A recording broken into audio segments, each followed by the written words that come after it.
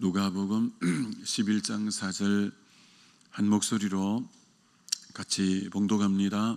우리가 우리에게 죄 지은 모든 사람을 용서하오니 우리 죄도 사하여 주시옵고 우리를 시험에 들게 하지 마시옵소서 하라. 아멘. 우리 죄를 사하여 주시옵고라는 제목으로 말씀 전가하고자 합니다. 신앙생활에서 이 죄 사함의 문제는 신앙의 가장 핵심 중에 핵심의 주제라고 그렇게 말할 수 있죠. 이 죄 때문에 하나님과의 관계가 깨어졌고, 죄가 인간의 모든 문제의 근원적인 문제고, 인간의 모든 불행의 원인이 이 죄 문제이기 때문에 이 죄 문제를 다루는 것은 굉장히 신앙의 중요한 부분이라 이렇게 말할 수 있죠. 그래서 예수님이 이 땅에 오신 목적이 아들을 낳으리니 이름을 예수라 하라. 이는 그가 자기 백성을 저희 죄에서 구원할 자이십니다. 마태복음 1장 21절에 예수님이 오신 목적이 자기 백성을 저의 죄에서 구원하고자 하는 목적으로 오셨는데, 예수님이 오셔서 그럼 그 문제를 어떻게 다루셨냐면 바로 십자가와 부활을 통해서 인간의 죄 문제를 해결하신 거죠. 로마서 4장 맨 마지막 절 25절에 예수 그리스도는 우리의 범죄함을 위하여 십자가에 내어줌이 되고 우리를 의롭다 하시기 위하여 다시 살아나셨느니라. 그러니까 우리의 범죄 때문에 대속물로 십자가에 내어주셨고, 그리고 죄가 다 청산되었음을 확정하기 위해서 우리를 의롭다 하시기 위해서 다시 살아나셨느니라. 많은 분들이 죄 문제하면 십자가만 생각하는데 부활이 없으면 안 되죠. 부활장인 고린도전서 15장 이제 17절에 그리스도께서 다시 살아나지 못하셨다면 우리가 여전히 죄 가운데 있으리라. 부활이 없다면 여전히 죄 가운데 있다는 거예요. 부활이 왜 죄의 청산의 영수증과 같은 거죠. 왜냐하면 죄의 싹시 사망이기 때문에 죄가 100가지라면, 우리 모든 죄가 100가지라면 100가지 죄를 대신 짊어지고 십자가에 죽으셨는데, 그 죄가 100가지 중에 99가지가 해결되고 한 가지가 남아있다면 죄의 싹시 사망이라서 사망에 눌려 있어야 되는데, 그 죄 100가지를 다 해결해 주었기 때문에 죄가 이제 없고 청산되었기 때문에 부활할 수 있는 거죠. 그러니까 부활은 가지고 간 죄, 십자가에 대속한 죄가 이제 청산되었다라는 영수증과 같은 게 부활이죠. 그래서 우리의 범죄함 때문에 십자가에 내어줌이 되고 우리를 의롭다 하시기 위해서 다시 살아나셨느니라. 부활은 내 죄가 완전히 청산되었음에 정표와 같은 것이 이 부활이라 이렇게 말할 수 있는 거죠. 그래서 인간 스스로 죄 문제를 해결할 능력이 없는 거죠. 여러분, 인도의 주로 대표적인 종교가 힌두교인데, 여러분 힌두교에 대한 내용을 보니까 인간이 죄를 해결하고 의를 회복하는데 힌두교 그 학자들이 뭐라고 말해놨냐면 680만 번의 윤회를 해야 인간이 죄 문제가 해결되고 이제 의로 회복된다는 거예요. 680번 윤회가 아니라 680만 번 윤회. 그래도 죽겠죠. 680만 번.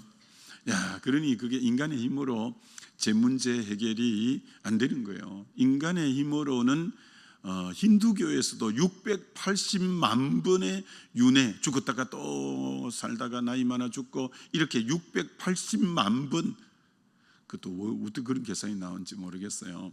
하여튼 인간의 힘으로 죄 문제 해결은 안 되죠. 마태복음 18장에 오늘 이 본문에 우리 죄를 사하여 주옵시고를 다른 번역에는 우리의 빚을 청산해 주옵시고, 이게 빚이라고 번역해 놓은 데도 있어요. 빚.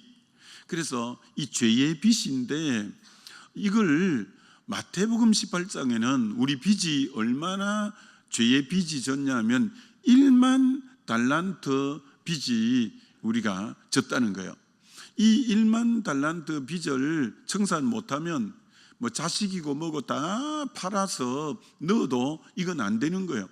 여러분, 1만 달란트라고 이 마태복음 18장에 나오는데, 그 마태복음을 쓴 그 로마의 지배하에 이 이스라엘 전체, 유대 전체의 로마의 1년에 이 나라가 갖다 바친 세금이 1년 총액이 800달란트예요. 800달란트. 여러분, 나라 전체의 1년 이 세금 총액이 800달란트인데 1만 달란트, 한 사람의 죄의 대가가 1만 달란트라면 이건 뭐 나라 전체 세금이 800달란트밖에 안 되는데 1만 달란트가 한 사람의 죄라면 도저히 이거는 한 사람의 자기 죄의 문제는 해결할 길이 없다는 거예요.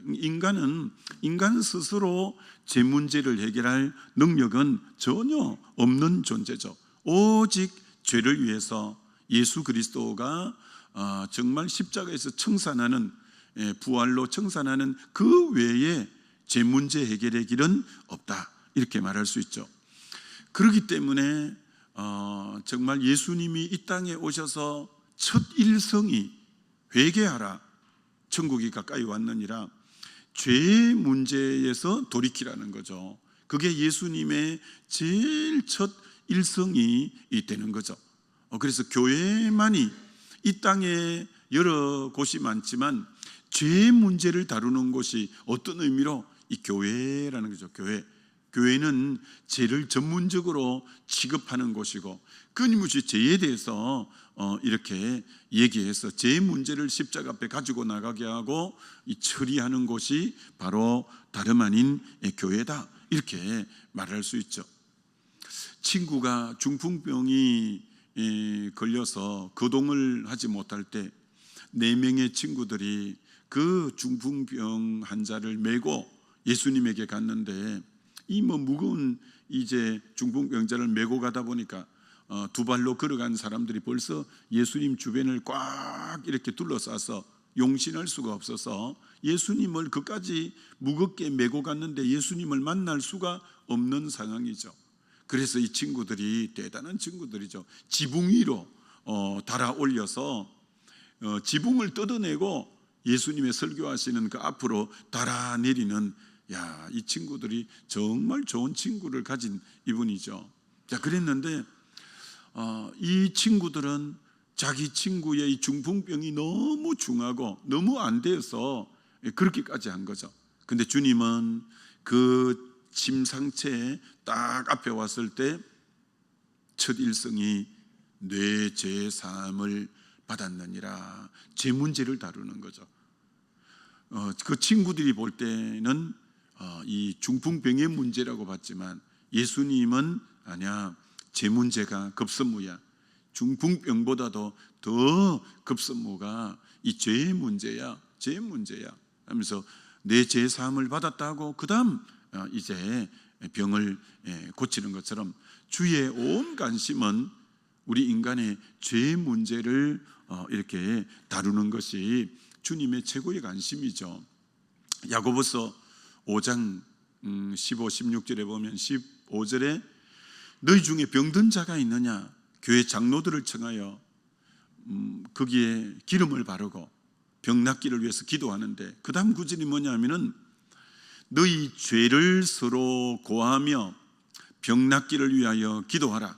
의인의 기도는 간구하는 힘이, 역사하는 힘이 크다 라고 할 때 병 낫기 위해서 기도하기 전에 너희 죄를 서로 고하며, 이번 성경의 번역은 고백하며, 죄를 서로 고백하라는 거예요. 죄를 서로 고백할 때 이제 정말 그 다음 죄 문제가 해결되고 그 다음 병의 문제다, 이렇게 말씀하고 있는 거죠.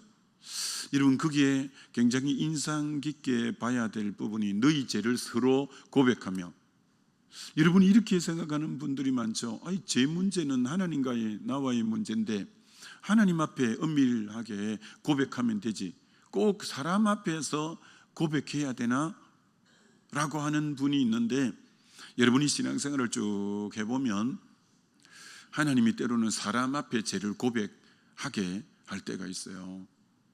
이번에 성령 수양에 하나님의 역사가 너무너무 많았는데, 어떤 조가 정말 이 성기미들이 금식하고 기도하고 이랬는데도 어떤 한 조에서 기도의 문이 안 열리고 정말 답답하고 힘든 일이 있었던 거예요.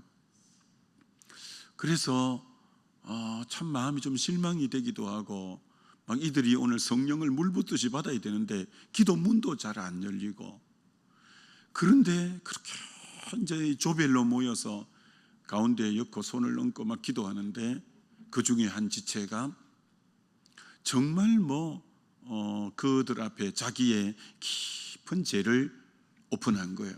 고백하게 된 거예요. 그러자 어떻게 됐냐? 옆에 사람이 정말 꺼내놓기 힘든 자기 죄를 고백한 거예요. 그 다음 옆에 사람이 자기 죄를 고백한 거예요. 돌아가면서 누가 그걸 강요하지도 않았는데 전부 자기 죄를 고백하면서부터 회개의 강력한 역사가 일어나고, 그 다음 성령의 기름 부음이 그곳에 강하게 일어난 거예요. 여러분, 이것이 우리나라 최초의 성령운동이 강력하게 일어났던 1907년 평양 장대응 교회에서 이 역사가 일어났죠. 이거 부흥회를 하는데 교회가 냉랭하게 역사가 안 일어나는 거예요. 마음을 다 닫고 있는 거예요. 근데 그 교회 길선주 장로님이 딱 깨달아지는 거예요. 내 죄 때문에 그렇구나. 그래, 이분이 그럼 하나님 앞에 회개하면 될 거 아니요? 그렇지 않고 앞으로 딱 걸어 나온 거예요. 앞에 사람들이 꽉 앉아 있는데 앞에서, 여러분, 제가 죄인입니다. 내 사랑하는 절친 친구가 얼마 전에 돌아갔는데 그 재산이 많은 사람이, 자기 집사람은 이 재산, 부동산, 동산에 대해서 전혀 모르니까 자네가 내 재산을 좀 맡아서 좀 처분할 것 처분하고 정리해서 우리 집사람에게 좀 전해주게. 자기가 그 유산을 다 이제 정리하고 처분하고, 그러다가 얼마를 착복한 거예요.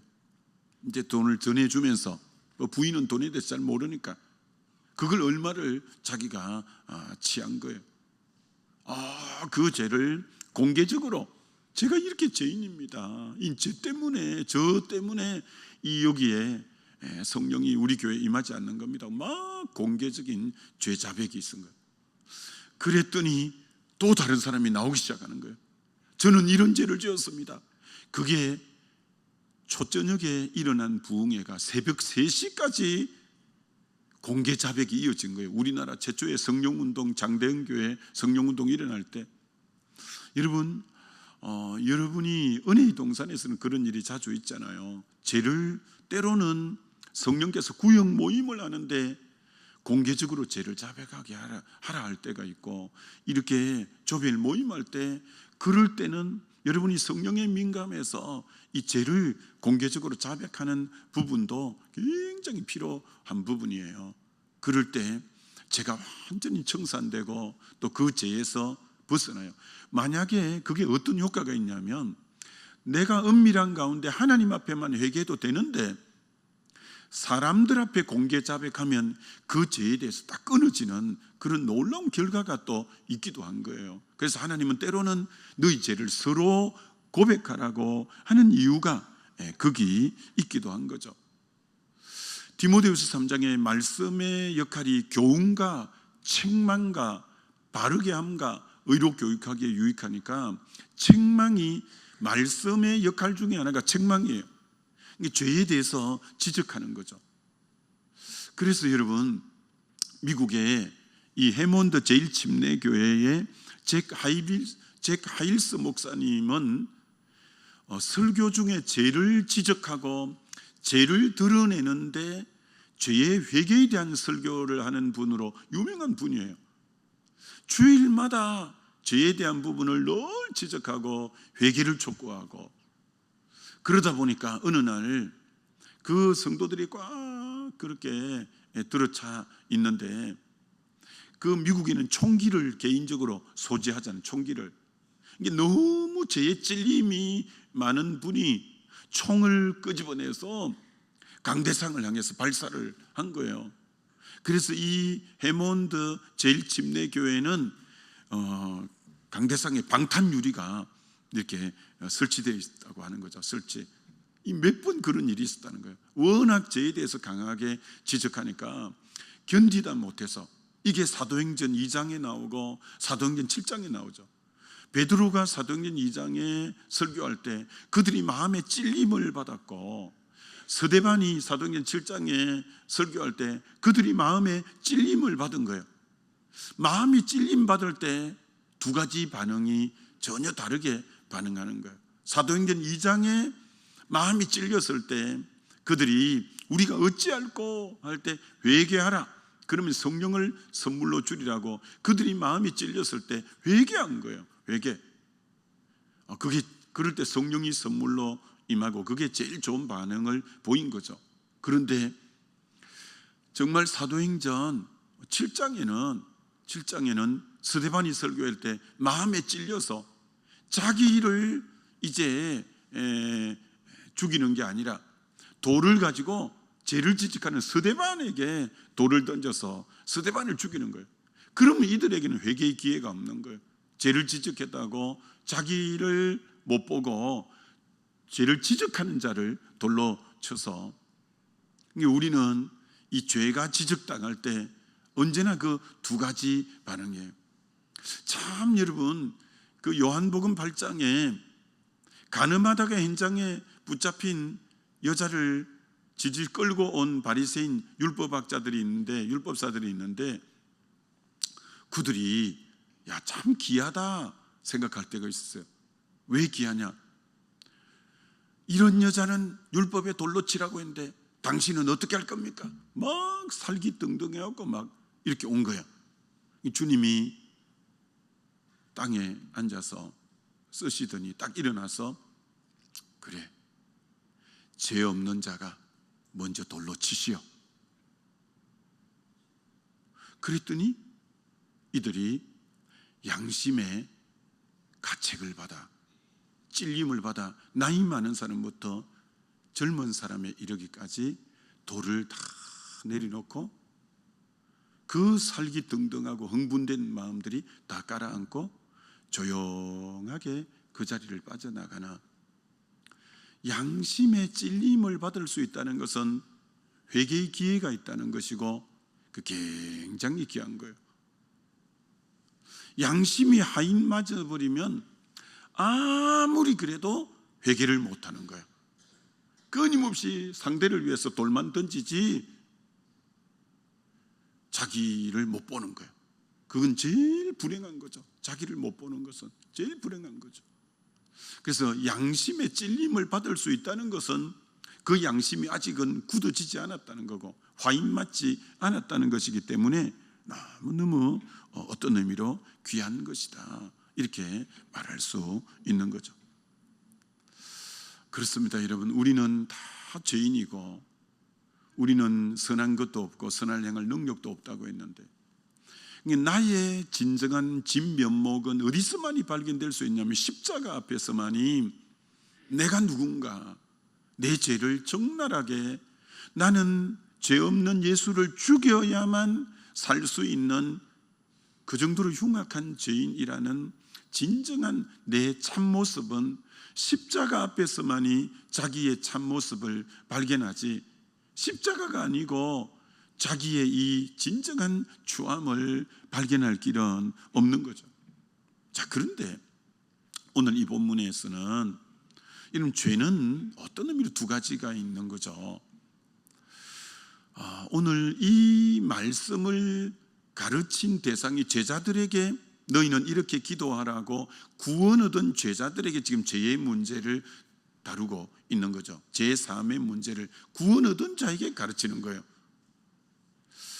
이런 죄는 원래 우리가 주님을 모르고 죄 가운데 있을 때 내가 주인이었고 하나님도 누군지 몰랐고 내 멋대로 살고 그게 지난날 죄인일 때 모습인데 누가 복음을 딱 전해준 거예요. 그래서 내가 죄인이구나라고 깨닫고 내가 주인된 자리를 벗어나서 예수 그리스도를 주인으로 영접하고 그 죄된 길에서 돌이키는 걸 일컬어 회심이라고, 회심하게 된 거죠. 그건 뭐 회개라고 해요. 회심이라고 할 수 있는데, 회심하는데 이 회심으로 인해서 하나님은 내 아버지가 되고 나는 그의 자녀가 되는 하나님과 나와의 관계가 형성된 거죠. 난 이제 하나님의 자녀가 되고 하나님 아버지가 된. 그런데 이렇게 이제 회심하고 예수님이 내 안에 주인으로 들어오셨고 성령도 내 안에 들어오셨고 난 하나님 자녀가 이제 된 거죠. 그래서 믿음 생활을 이제 쭉 하는데 또 죄를 짓는 거죠. 그럼 이 죄는 앞에 회심할 때 죄와는 다른 죄예요. 앞에 거는 구원 얻느냐 못 얻느냐의 문제지만 이미 구원 얻은 자가 짓는 죄는, 오늘 이 죄는 바로 두 번째 죄, 일상 속에 구원 얻은 자가 짓는 죄를 사하여 주옵소서라는 이 부분의 죄다, 이렇게 말할 수 있는 거예요. 그럼 이건 뭐냐 하면 그러니까 예수님이 제자들의 발을 씻으려고 하니까 제자들 중에 베드로가 절대 제 발을 못 씻습니다. 종이 주인의 발을 씻는 건데 어떻게 스승님이 감히 제 발을 씻으려고 하십니까? 안 됩니다. 이렇게 했더니 너 발 안 씻으면 너와 나하고 상관없어. 그럼 주님 나 목욕까지 다 시켜주세요. 이미 목욕한 자는 발만 씻으면 돼. 그러니까 이미 목욕은 뭐냐? 아까 회심이 이미 목욕한 거는 예수님을 영접하고 예수님을 만날 때 회개한 그 회심이 이미 목욕한 자가 되어서 나의 현재, 미래, 과거, 주의 십자가의 모든 것으로 용서 어떤 의미로 받은 거예요.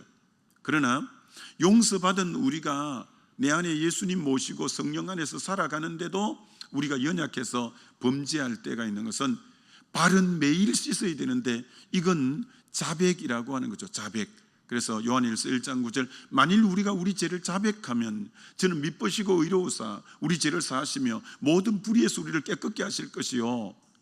이것은 아까 앞에 회개는 하나님과 나와의 관계를 회복시켜 준 거라면 자백은 주님과 나와의 교제, 주님과 나와의 사귐을 원활하게 해주는 역할이 이 자백의 원리인 거죠. 이 자백은 매일매일 바깥에 나갔다 오면 발에 먼지가 뿌였기 때문에 발을 계속 씻어야 되는 거예요. 발은 매번 씻어야 되는 거죠. 여러분 구약의 성소, 구약의 그 성막을 보고 성전을 보면 번제단이 있고 번제 드리다가 짐승을 잡아서 각을 뜨고 번제를 드리면 온몸에 피가 묻고 더러운 것이 묻고 그럼 그 다음 번제단 다음에는 뭐하냐? 물두멍이 있어요. 물두멍에 씻어야 되는 거예요. 그리고 떡상이 있고 금초대가 있고 분향단이 있는 성소로 들어갈 수 있는 거예요. 씻어야. 번제단과 물두멍이 있는데 번제단이 아까 회심이라면 물두멍이 바로 이 자백으로 주님과의 사귐의 부분에 매일 해야 되는 거예요. 근데 번제단도 뭘로 만드느냐? 놋으로 만들고 물두멍도 놋으로 만드는 거예요. 놋은 하나님의 심판을 언제나 상징할 때 놋인 거예요. 죄나 이게 원죄나 자범죄나 다 참 주님이 심판받아 줌으로 내가 용서받을 수 있는 그 다 재료가 같아요. 번제단도 놋으로, 물두멍도 놋으로. 그런데 희한한 것이 참 하나님의 말씀이 오묘한 게 모세가 시내산에서 성막 설계도를 받아 내려올 때 다 규격이 있어요. 번제단은 몇 규빗, 고가 몇 규빗, 장이 몇 규빗 다 이제 규격이 있는데 성막에 유일하게 규격이 없는 것은 물두멍만 규격이 없어요. 왜 그럴까요? 물두멍을 놋바다라고도 성경에 표현하고 물두멍은 이건 내 죄를 무한대로 씻어야 되기 때문에 그래요. 또 가서 씻고 또 가서 씻고 하기 때문에 이 물두멍만큼은 재료는 노시지만 크기에 대해서는 나와 있지 않아요. 어떤 의미로 무한대의 크기이기 때문에 또 가서 씻고 또 가서 씻고 또 가서 씻는 것이 물두멍이에요. 그래서 오늘 이 죄의 부분에 발을 씻는 부분은 계속적으로 우리가 해야 될 부분이라는 거예요. 자, 그래서 오늘 이 기도가 왜 중요하냐면 우리 죄를 자백하는 이 기도를 해야, 아까 앞에 회심은 하나님과의 관계 형성, 자백은 하나님 주님과 교제의 원활함이기 때문에 안 그러면 주의 얼굴빛이 내가 뿌옇게 돼 있으면 얼굴빛이 잘 안 비치는 거예요. 주님과 교제가 원활하지 못한 거예요. 주님과 관계가 깊어지지 못한 거예요. 이 교제의 발씻음, 이 부분에 자백이 없으면 주님과의 거리가 멀어지는 거예요. 주의 응답하심이나 또 위로부터 오는 축복이 이제 가로막는 거예요. 예레미야 5장 25절에 너희 죄가 좋은 것을 가로막았다고 말하고 있는데, 죄가 좋은 것을 가로막는데, 이런 모든 하나님으로부터 은혜, 모든 하나님의 임재, 축복, 이런 걸 가로막는 게 이 죄의 부분이에요. 이런 부분을 빨리 자백해버려야 얼굴빛이 강하게 비치고 주님과의 거리가 가까워지고 교제가 원활하게 되고 하나님의 은혜와 축복을 이렇게 덧입기 때문에 이 부분이 필요한 거예요. 그래서 자백은 그때그때마다 조금이라도 성령이 근심하시고 조금이라도 마음에 꺼림칙이 있는 것은 바로 십자가에서 죄의 부분을 자백해버려야 주님과의 교제가 원활하고 주님과 친밀해지고 주의 은혜가 임하기가 쉽고 임재가 쉽기 때문에 마음에 조금이라도 그런 것이 있으면 바로 십자가에서 자백해버리는 이 부분이 필요하죠. 야고보서 4장 8절에 하나님을 가까이 하라, 그리하면 너희를 가까이 하시리라. 죄인들아 손을 깨끗이 하라, 두 마음을 품은 자들아 마음을 성결하게 하라. 하나님을 가까이 하는 비결이 뭐냐? 바로 우리가 손을 깨끗이 하고 두 마음을 품은 것을 성결하게 할 때 하나님이 가까이 된다는 거예요. 우리는 이미 하나님과 관계가 회복이 됐죠. 하나님 아버지고 나는 자녀라서. 근데 그분과의 친밀함이 되려면 늘 손을 깨끗하게 하고 마음을 성결하게 하는 이 자백의 삶이 될 때 하나님과 이 친밀함이 늘 가까워져서 하나님의 은혜를 풍성하게 덧입게 되는 거죠. 아무쪼록 우리는 조금이라도 그런 부분이 있으면 또 주의 보혈로 덮고, 그래서 스가랴서는 보혈의 샘이라고 표현한 거예요. 샘이 계속 펑펑펑 솟아나고 있는 거예요.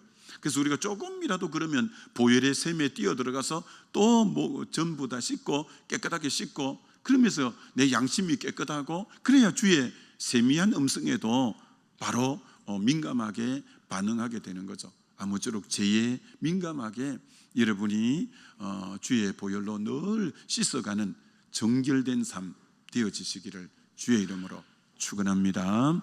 우리 기도하면 좋겠습니다. 정말 그래서 죄에서 늘 깨끗한 발 씻는 작업은 매일매일 잘 되어지게 해달라고 우리 주여 한번 부르고 기도합니다.